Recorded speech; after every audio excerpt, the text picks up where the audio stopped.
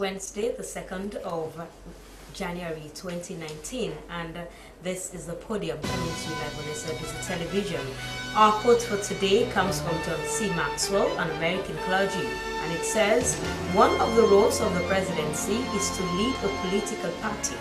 Having a president in office is usually a huge advantage to a party because it gives the party a mouthpiece and an advocate at the highest level." Coming up in this edition of the Podium, we shall be looking exclusively at the New Year's speech, which outlines the vision to improve the lives of citizens by the president, and Sierra Leone's musical icon Colin Pratt, awarded by the Queen of England. Well, all these are more coming up in this edition of the Podium, which you can be part of by sending your messages to 088-373-504. The number again is 088-373-504. This is the Podium.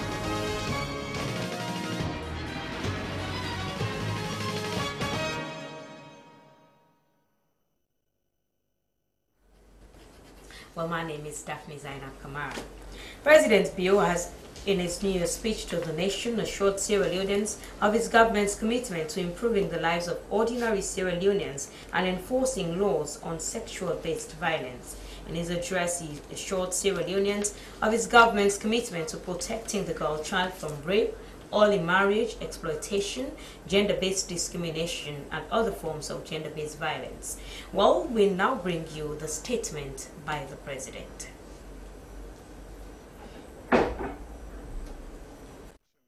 Child from rape, early marriage, exploitation, gender-based discrimination, and other forms of gender-based violence.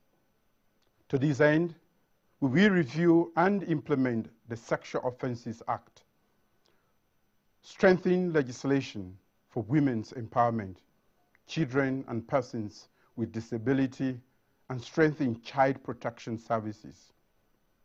Let me reiterate that men who rape girls deserved to be jailed for life. Fellow citizens, we also recognize that in tough times, economic times, government must support the ordinary people who make an outstanding contribution in the public sector.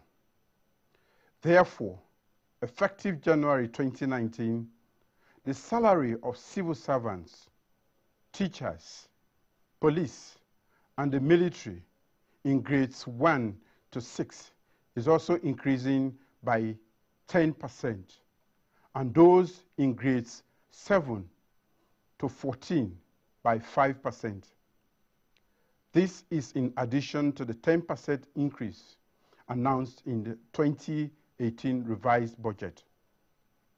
Also, for workers in both public and private sectors, effective January 2019, government is reducing the top marginal personal tax rate from 35% to 30% to break this vicious cycle of low disposable income, low spending, and low savings. To also address the disparities in pay and remuneration among the various public sector payroll categories, work has already started for the establishment of a Wages and Compensation Commission in 2019. Our pensioners cannot also be left behind. So, effective January 2019, government is increasing the minimum pensions to 250,000 leones per month, consistent with the NACIT Act of 2002 to improve the living conditions of our pensioners. Fellow citizens, as you may be aware, the Commission of Inquiry is expected to commence in January 2019. We have an opportunity as Sierra Leoneans to demand accountability from those we once entrusted to hold public offices on our behalf. The Commission of Inquiry is not about a political party, a tribe, or a region. Let us collectively reject those who seek to divide us and support the Commission of Inquiry to send a clear message to the world that Sierra Leoneans are all united in the fight against corruption and to restore democratic accountability.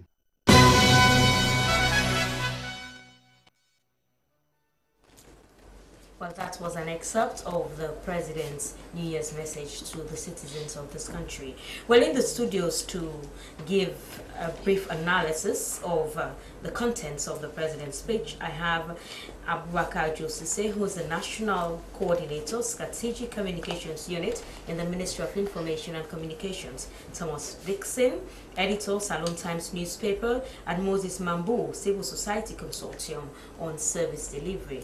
Well, I'll start with Thomas Dixon, who is a journalist, and not with the government spokesman, because this is government's business. Let's hear from the journalist. Dixon, the key points raised by the President, the increment in salaries, the Commission of Inquiry, and other important aspects of his speech, what do you make of them? Well, I think it's normal New Year's message from leaders across the world to give hope to your people, to ensure that they aspire towards new things, to also ensure that you introduce some of the new policies you intend doing. And I think the President did that explicitly.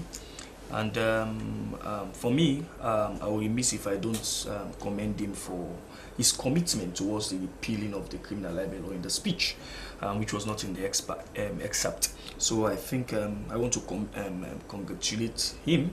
At least I hope that by 2019, as he rightly stated, by the end of this year, we will see the repeal of the criminal libel law, which will open journalism to lots of investment. I also think that his statement on women and girls is very important, especially when we don't want our girls to be raped. He talked about reviewing the existing laws to ensure that there are stringent punitive measures, which I think is good. But I also hope that that will be done in connection with those who are experts in law, because the essence of punishment in law is not to get somebody in prison for life, but to ensure that the person is able to correct his or her mistake. So I hope that will be done. And also the President talked about the discipline management of the economy, and the fact that things are very difficult for the people of this country. And he expressed hope that by this year things will change by the additional increment, the salary structure of civil servants and other public officers, and also some reduction of tax, which I think will help cushion the debilitating effect of the current economy on the people, ordinary people of this country. He talked about establishing the Wages and Compensation Commission. He talked about also establishing the National Peace and Cohesion Commission. For me, I found these two things very, very much contradictory with his manifesto, because he said that he was going to reduce the workforce, he was going to ensure that he reduced the wage bill, establishing more commissions will definitely increase the wage structure. And for me, I think Wages and Compensation Commission should have been factored into the functions of the Public Service Commission. You could take, for instance, the Public Service Commission Act, take it to Parliament, review it, and put as one of their primary functions to look at the wages and compensation across board. But to establish another commission in this particular economy, then I think the President wants to give jobs to people.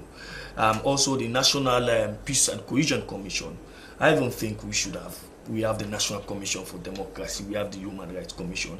The President the other day was talking about blending some commissions, putting some commissions together. If you look at some commissions, the functions are interrelated. Yes. So you can't have more commission when the functions. You could have, for instance, take the National Democracy Commission for Democracy Act to Parliament, review it and put in their act that their core function should be about peace and national cohesion. But I think for peace and national cohesion to reign, through peace and national cohesion to reign in any nation, It has to start with the leadership.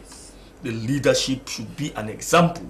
The president should be seen bringing Sierra Leoneans together and not dividing Sierra Leoneans. And also, coming to the Commission of Inquiry, which we know maybe will start in 2 weeks' time, we see the contention there, the opposition party not wanting to yield to being part of the commission. What do you make of it? Because we see that the president is bent on going ahead with that commission. I want to give the president kudos on that. I want to say we have to separate, as he said, we have to separate politics from accountability. Sure. In other countries, people protest when people are found wanting they are found wanting in a lesser form for corruption. Like, for instance, in Brazil, Lula da Silva, people protested when the court slammed an action against the former president, which was lesser to the crime, the corruption allegation committed. Here it is the other way, and I think it has to do with the psyche, it has to do with our mindset. But I believe we should remove politics from corruption. People should be held accountable. You see, government is not business. If you want to make money, go and do business. If you want to work in government, you are there to serve the people. We all knew what happened the past 10 years, and people should not just be let go off the street just like that. There should be some form of accountability. I saw people recently protesting, and I went to my Facebook page with an evidence that, look, this is the 2015 audit report. This person you are protesting about, the 2015 audit report is saying that this person misappropriated over $15 million for army vehicle contract, and you are protesting. We all saw what happened some few months ago when, because the army lacked enough vehicle, they crowded in a vehicle and had an accident at Longley. Yes. Supposing these vehicles that were supposed to be bought for the army, we have actually bought, that wouldn't have happened. Sure. So I think corruption has far-reaching consequences than for us to tribalize it, for us to regionalize it or politicize it. We should remove politics from corruption, because if we want to develop ourselves, we have to fight corruption, and we must know that corruption is more of a security threat than any other thing. Thank you very much, Dixon. And I go over to you, Moses Mambu, as a civil society, because we know that most of what is included in the president's speech is what you have been championing, you have been calling for, and it's like your dreams are coming true. Let's have your analysis on the president's speech. Yes, as Thomas Dixon rightly said, the president spoke very well. We are not expecting much other than what he said. Being a father, speaking to his children, giving them hope for them to live again, exploring new ways, new opportunities, of which Sierra Leoneans will expect much in 2019, and that's exactly what he said. And for me, few of what he said in that speech is something Sierra Leoneans will continue to remember him for, in terms of holding him accountable for some of what he has been saying and the realities on the ground. For some of us who are advocates for women and girls, I was very happy yesterday when he said, well, unlike what Thomas Dixon said, the president made a quotation and he made his own view that, according to him, somebody who rapes a girl is supposed to be in prison for life, because it's as if you have destroyed the fabric of a life. Raping 5-year-old, 6-year-old, you are not a human being. In fact, you are not supposed to be among living people. You are supposed to be jailed for life. So for that statement coming from the first gentleman, it means our women and girls in Sierra Leone, for the first time after independence, are now going to have hope that yes, we have now gotten a president whom for the first time, in fact, if you follow all what he said in his thank you talk, he reiterated that particular aspect that is going to come on heavily on those who are raping. For the economy, for some of us who are working around service delivery, what he said for the economy in terms of revamping the economy, investing in agriculture, mechanizing the agriculture, turning agriculture into business, are all good for us. Few of the challenges we have been having, backed up to what our assessment will be coming up with, our 2018 assessment for 2018, is that we have not been seeing the effectiveness of the office of the chief minister. The office of the chief minister it's a very good office created by His Excellency the President. But the effectiveness of that particular office to play oversight functions, making sure it monitor the output of MDAs, making sure the President sign performance contracts and monitor the performance contract right through. In fact, the Chief Minister is the only minister in 2018 that did not grant any public interview personally, apart from attending programs, speaking on issues. He did not. So in 2019, we want to see, because that office was created to effect service delivery, to make sure, because that is one of our challenges in the past 20 years, in the past 10 to 15 years, okay? Whereas ministers... But they have the Chief of Staff Office? Yes, the Chief of Staff Office under this, the Chief of Staff Office under this government was promoted to the office of Chief Minister. Okay. Now he has a permanent secretary. He has been given a broad mandate to make sure he interfaces with all the MDAs to get them to perform, to get them to deliver the services. Because when you go to the street of Freetown every day, just like if the now finance minister used to say, Sierra Leoneans are not interested in politics of raising trillions. What they are interested in is the politics of bread and butter. Yes. Is the politics of jobs for the young people. So the office of the Chief Minister was created as that extra eyes to the Vice President and the Presidency, to make sure we're cutting across all MDAs, get them to perform, work with them on their priorities, work with them on programs, draw program with them, okay? Make sure that they perform. If you say in 2019, for example, what the Minister of Agriculture said, that they are going to reduce imports by 50%, the people of this country want to see tangible evidences, strides you are taking as a ministry to make sure that all of those happen. The President have made 2 key statements since he took over. In the opening of Parliament, he made promises. In the New Year's Day speech also, he has made promises.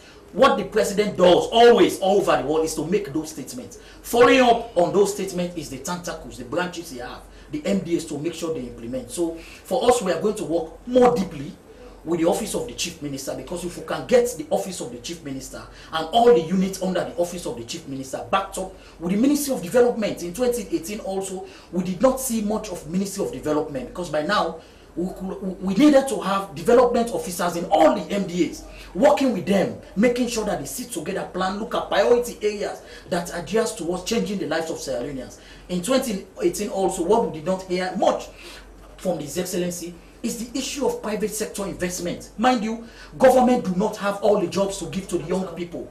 Government can only, you go to Great Britain, it is the private sector that is moving the economy of Great Britain and America. It is not government, it is the private sector. What government does is to create the enabling environment for tangible private sector investment, because private sector can take the burden off government in terms of applying 2,000, 3,000, 4,000 young people. So if we have the factories, what we need to do, as he rightly said, the President said, reduce on tax. Make sure you reduce the tax. Create the enabling environment for registration of business. Okay, make it shorter than it is now. Okay, make them make the ports accessible to investors to clear their goods on time.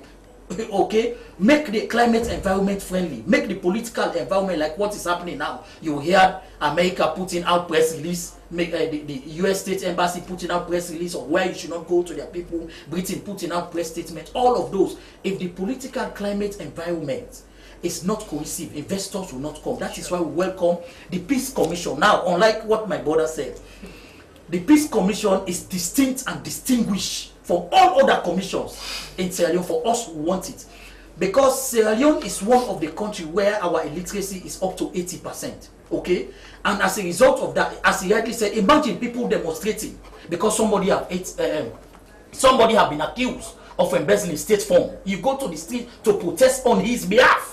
It is only Sierra Leone, not even Sao Tome. It is only Sierra Leone you will see actions like that. So it means our people need education. Let politicians don't use the people, hide under the umbrella of political parties or supporters, okay, to justify things that they have done to the states that are wrong. Okay, we also support His Excellency by reaffirming his commitment for the Commission of Inquiry to move on. That one, it tells you that he is a firm leader. He does not bend to pressure.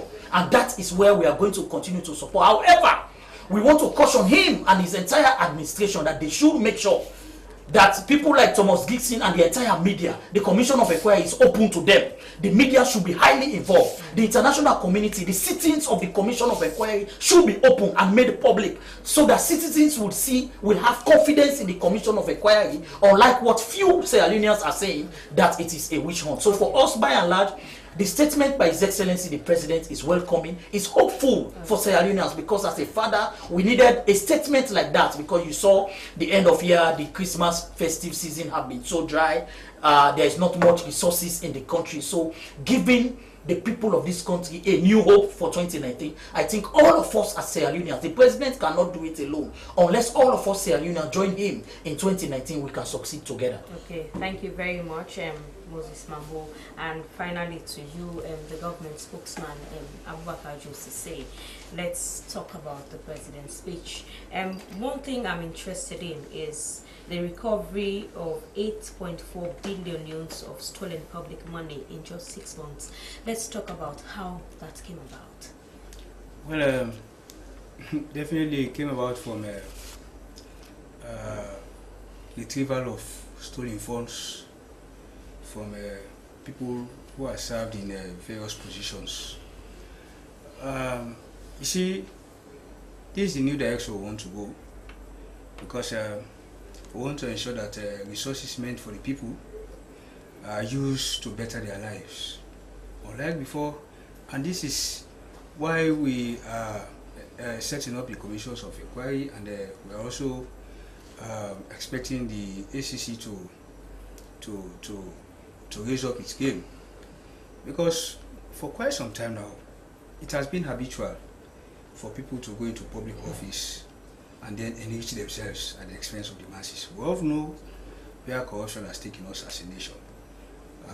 Almost we are going to 60 years of independence now. We actually have not got much to show for it, in spite of all the resources we've had. You know, diamonds were discovered in this country in 1930. What have we done with our diamonds? Go to Botswana and see what they did with their diamonds. So you see, that is why His Excellency is very passionate about the fight against corruption, and he's going to ensure that we use state funds judiciously for the betterment of the lives of the people. That is why when this 7.5 billion check was presented to him, he said it right there, that money is going to be used for the construction of a medical diagnostic hospital, so that that will prevent people from going abroad, spending huge sums of money to go abroad to get good medical attention. So these are the sorts of things we are doing, and all other monies that are going to be recovered from the commissions of inquiry and further investigations the ACC is doing, those monies will all go towards delivery of basic social services to the people. Okay. We use them to build roads, to build better health facilities. Of course, you had the president where he said we are going to build well-equipped peripheral health units, rehabilitate health centers. We are going to invest in the training of our health personnel. We are going to provide equipment and drugs in hospitals.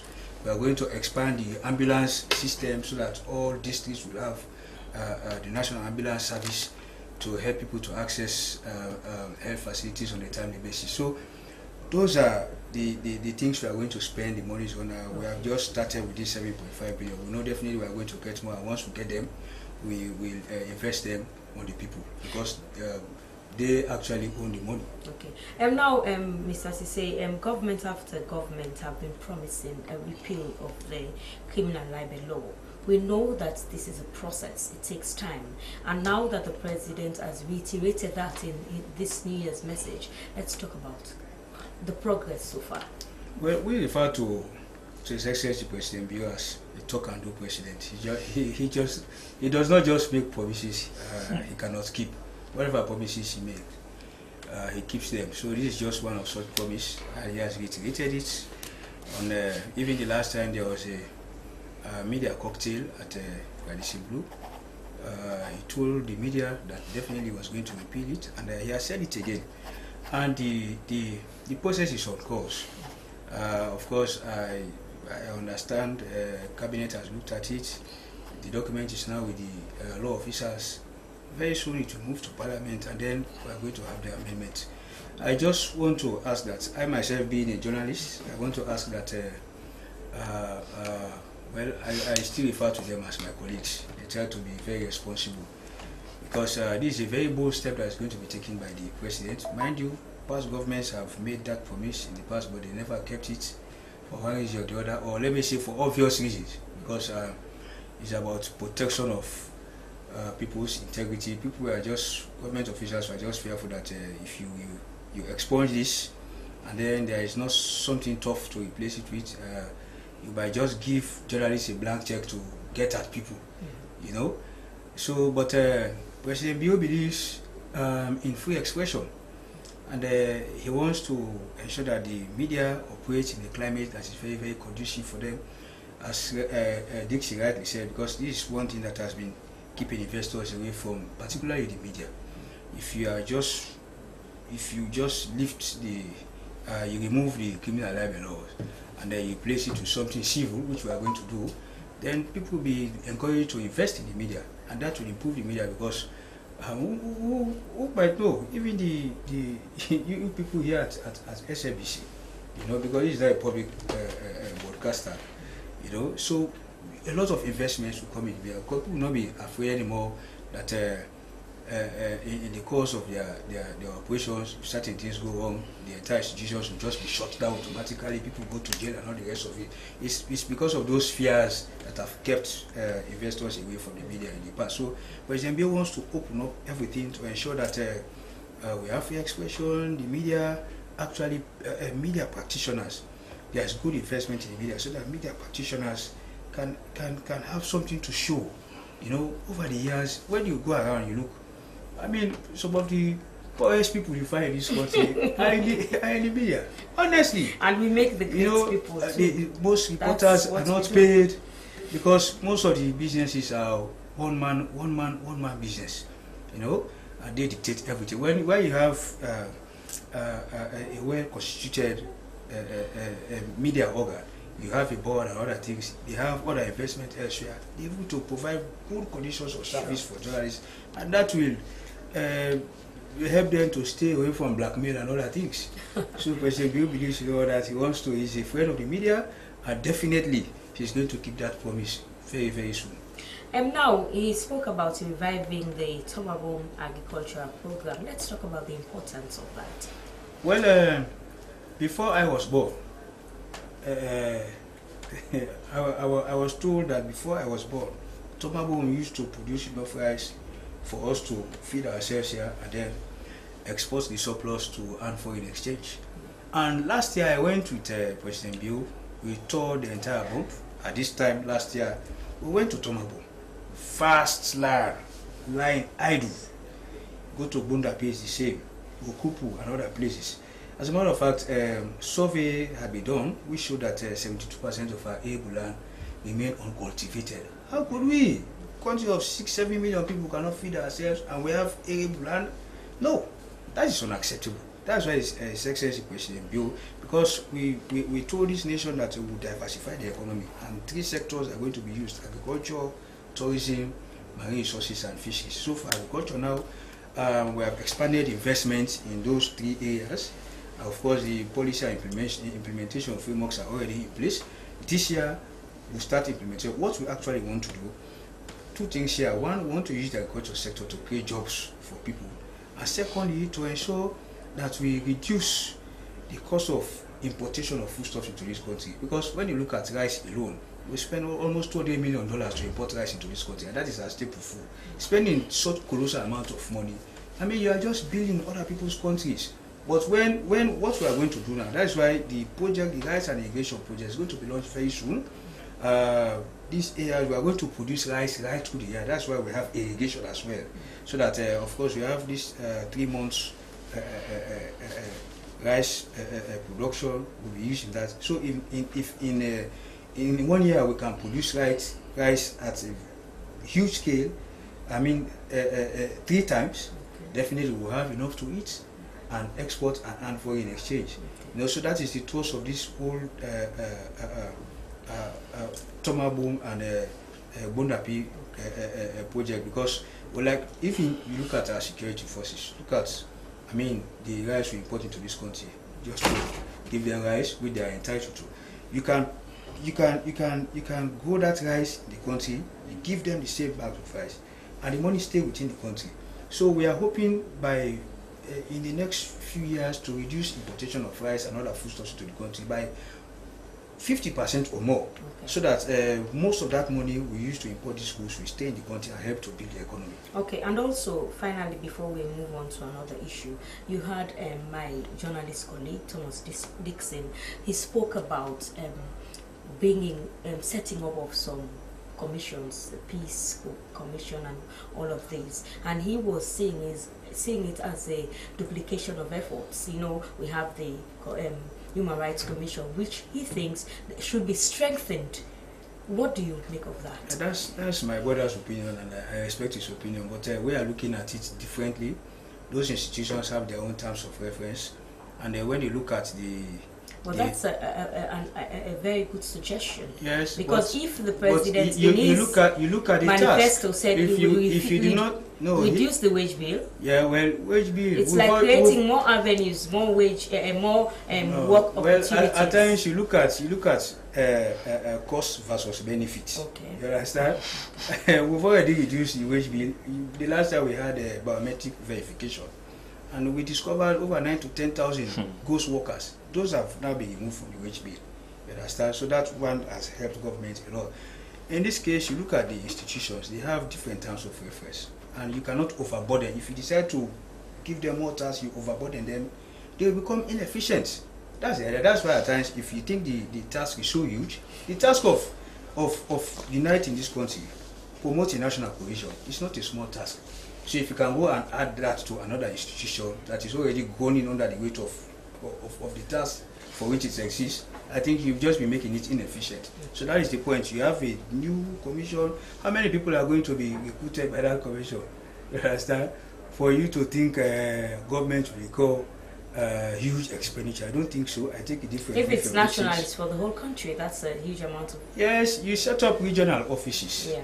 Few stars and whatnot, but at the end of the day, you look at the benefit to the nation. Okay. You understand the benefit of bringing the people together. It is a huge task. So if you just go and shift it to another institution, that institution might be overburdened and it may become inefficient. Okay, thank you very much. Continue to stay with us. I'll come back to you, gentlemen. But for now, we go for a short break. When we come back, we shall be talking to Sierra Leone's musical icon, Colin Pratt.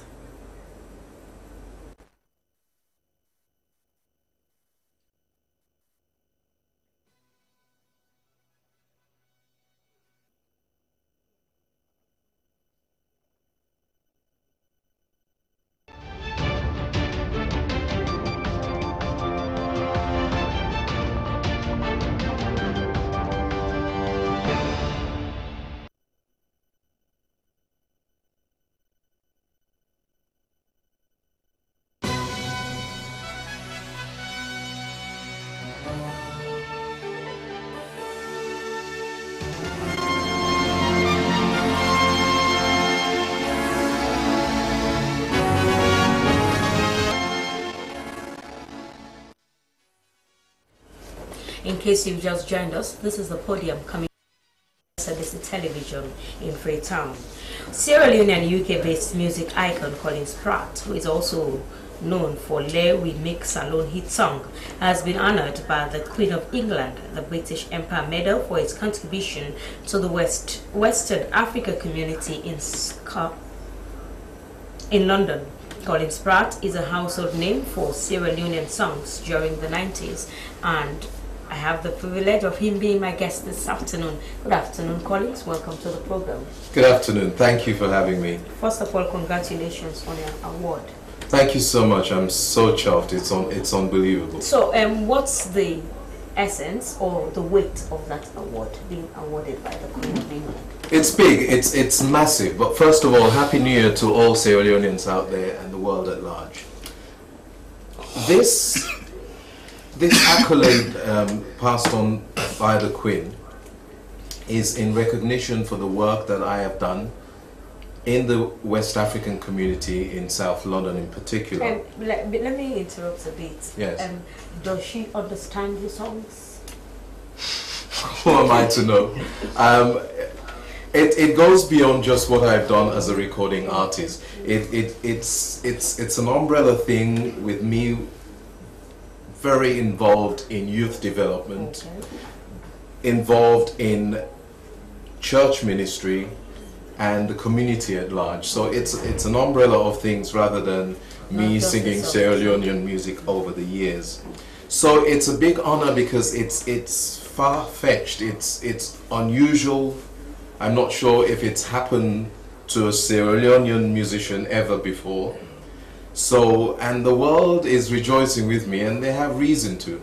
I'm still in a state of shock. I am thinking, well, me, or why? So it's like a eureka moment. Well, it is, but it shouldn't be taken lightly, and people who understand the system, I'm not an expert of the system, but what it involves, I believe, up to 18 months of research on the work that I do. Okay. Yes. Just to give you an insight, I've been teaching. I teach music as a subject, so I don't just come from the entertainment, it's also the academic. And I've had thousands of students who have gone through me. Some of them are graduates, some of them are now musicians in big bands and all that. And also within the church, and I also run a music school based in London. I've set up one in Sierra Leone. Because I wanted to ask you, yes, you being awarded over there and your country here wants to make use of your talent. Oh no, not at all. I'm so grateful because I'm hoping this will be a profile raise, because this is my 5th visit, as I said in an earlier program, in Sierra Leone, trying to find ways, trying to find people who can help me give back, because I don't want to be big-headed about my accomplishment. It's all about giving back to the society where my humble beginnings started. So listeners out there, I am looking for that help. I've been trying to warm up to the churches. I've gone around many of the schools. I've been to see the Minister of Education about getting my subject back into the curriculum. What's your subject? Music? Music, yes. So these are the things that I'm working on. At the moment, I'm a one-man team.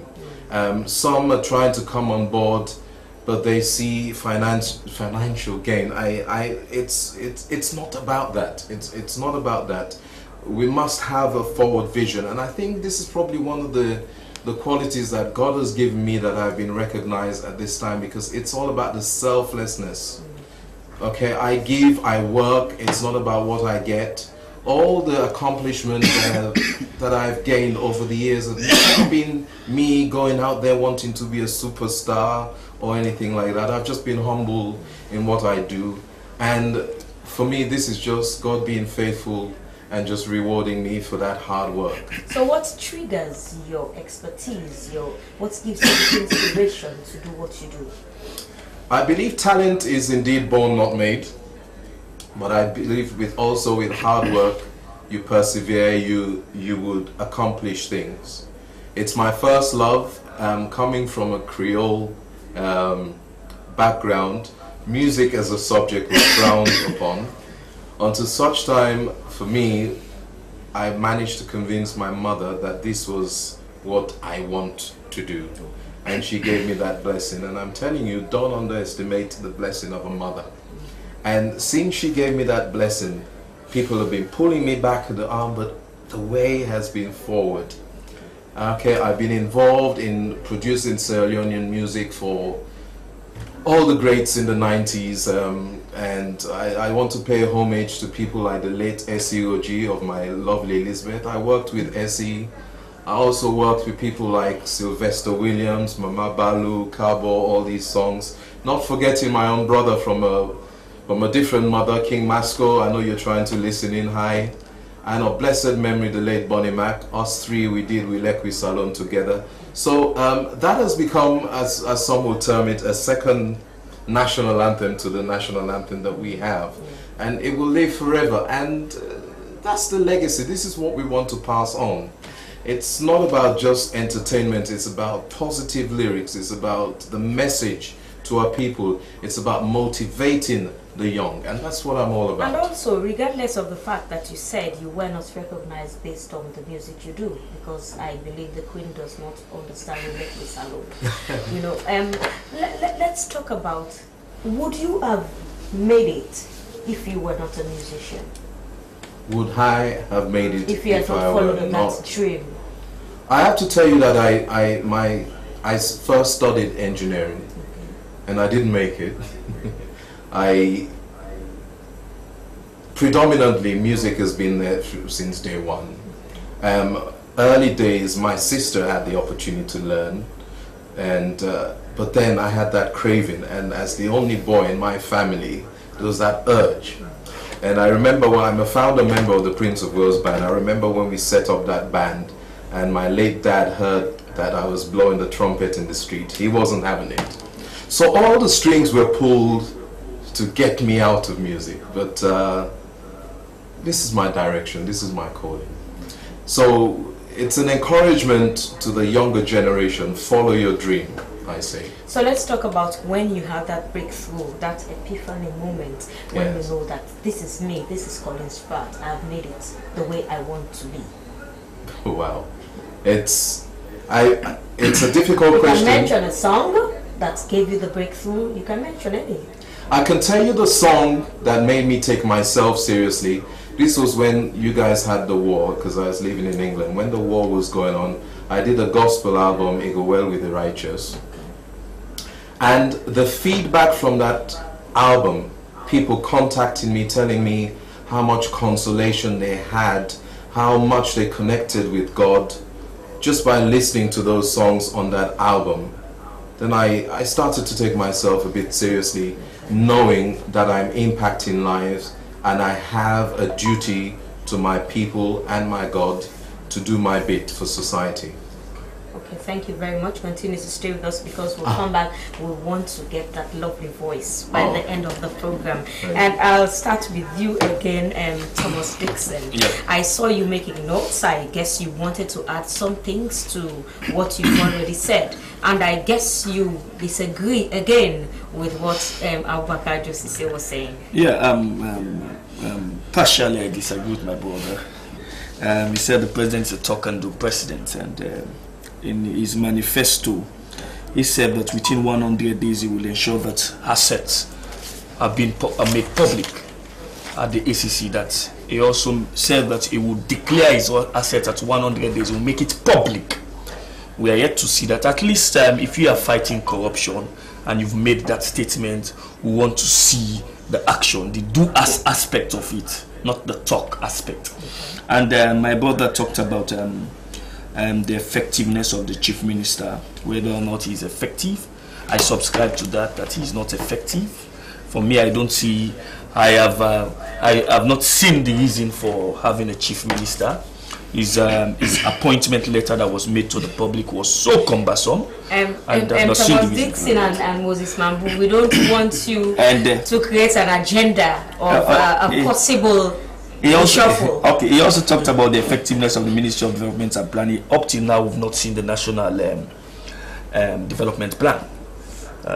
It's getting to 1 year by April, and we've not seen the national development plan, which should be the agenda, the priority agenda of the president.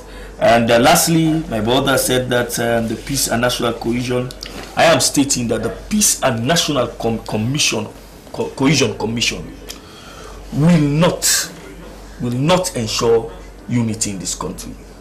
Why do you say that? Yes, it has to do with our leadership style. It has to start, if we want unity, it has to start with the internal politics of our political parties, to be able to accept each and every one. It has to start with the president when he's in government. Somebody will not just sack everyone at a commission just because he believes that those people were employed by the then government. No, that will not ensure, even if we have National Peace and Cohesion Commission, it will not ensure peace and unity. So these are the things we have to put the rhetorics. We have to put the rhetorics into reality. It's not just about the rhetorics, talk. We want to see the do. The president has been talking and doing, but there are instances where he has talked and has not done. Okay, thank you very much, Josise. Before I go over to Moses Mambu. People's Act has not come, has nothing to do with the president. That's an institutional decision. The institution has its policy. If it decides to introduce reforms in order for it to become efficient, that is how it should be. That is how it is. I'm not talking about sacking. The people who have been laid off, they've been asked to reapply. So it is a process of reforms. So it has nothing to do with the president. It has nothing to do with the ministry. Please, let us not misinform the people. And now there is this talk of the Peace and National Cohesion Commission will not achieve anything. We always have to start from somewhere. I agree with you, there are internal policies within political parties. Those are all of the things the Peace and National. That's why I told you the task is huge. So it cannot be shifted to another institution. Yeah? Of course, now you talked about National Development Plan. Last year, you must have heard, well, I don't know, maybe not here, but the National, the Ministry of Development Planning, yeah, is working, has already put everything in place for the implementation of those policies have already been designed, the 8 key priority areas of government. They are going to replace the PRSP, what the Agenda for Prosperity, which expires this January. So for your information, we have a clear national development plan that is going to be implemented starting this month. Yeah? And the 100 days declaration of assets, but the president said he will reform the laws, and he's not the one who is personally going to reform the laws. So at the time, and the law says 100 days in office, he should declare his assets. The laws were not ready to be reformed, so he declared his assets using the laws that are there. Covert. You understand? No, that is not covert. Okay. That is what our law says. He went by the law. You understand? If he had his way, he's not the one that does amendments to the laws. It is Parliament. Okay, and there is a process. So the bill that the laws have not been reformed, and 100 days was due to elapse, the president declared his assets according to the law. Once the laws are reformed, you understand, for the declaration to be made public, the president will come and publicly declare his assets. Okay. He has nothing to hide. That's why he's fighting corruption with all his might. Okay, Abubakar, let's just take some messages briefly. The Podium, I want to drive the nail home that we, the majority, have suffered deprivation during the past 10 years. We don't care and don't even want to know whether benefactors of those who plundered our economy are tried or hearing of inherited battered economy. We will continue to talk about our stolen money and all the criminally converted state assets to individuals. Whenever Dixon is on the studios, I'm really at ease. He has hammered home important issues. God bless you. We don't need so many commissions. The functions of Civil Education and Peace Commission can be done by NCD with requisite adjustment to their mandate and staff. When will the university forms payments commence? Let us have a commission that targets everyone, not as selective as we're saying. Well done, Colin Pratt. I'm very proud of you. You're making Sierra Leone proud.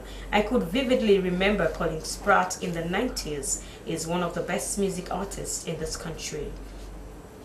Any plan to improve on the music industry now that you're back home? On point, Dixon. God bless you. We don't need too much talking. We want actions now. The suffering is too much. That commission has no relevance. This country is divided more than ever before.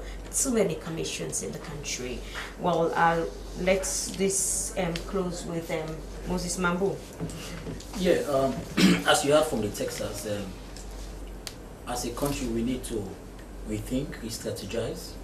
And His Excellency the President also need to move his team quickly and faster. Mind you, the mandate is 5 years and this is 2019.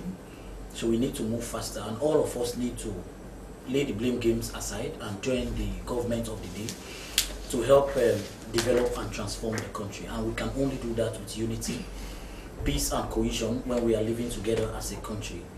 For the aspect of the economy, we are hopeful and believing that if all of us can work together as a nation, the media, government being serious about private sector investment, revamping our economy, investing in sectors that generate jobs, that can transform the lives of the people, reduction of certain tax that has to do with the public. So with all of those combined, I think Sierra Leone is hoping for the better. And we must be serious to make sure that we achieve those goodies. Thank you very much. And to my icon here, Colin Pratt, someone is asking if you have any means of reviving the music industry. Certainly. Firstly, on an educational side, I have set up a music school. At the moment, I'm being supported by MME at 74 Dundas Street. So please make contact there. then you'll be able to learn with me or my team, and then you'll be able to learn what I've known over the years or what I've learned over the years. Yes, so we do have plans. In the entertainment, I am working with the musicians. I'm in touch with most of them, okay. So they know what we're doing together. Well, finally, an a cappella of your best song. As long as we all join in, it's been somber. So let's. If we know how to sing. Okay, it doesn't matter if you sound good. Yeah. I'll start from verse 2. We find beach. I'll be doing the drums. We get with sunshine. We get fine bubble there. 1, 2, 3, 4. We get fine TT there. 1, 2. We get sweet diamond, bauxite and kimberlite. That's a day. Now for that, let me tell you, say, oh, we like we salon. Yes. God bless you. Well, that's how we come to the end of this edition of the Podium on this Wednesday, 2nd January 2019. Our quote for today came from John C. Maxwell, an American clergy, and it says, one of the roles of the presidency is to lead a political party. Having a president in office is usually a huge advantage to a party because it gives the party a mouthpiece and an advocate at the highest level. Well, my producer has been Salmatat Ba. My name is Daphne Zainab Kama. I wish you a splendid and a blessed 2019. Goodbye.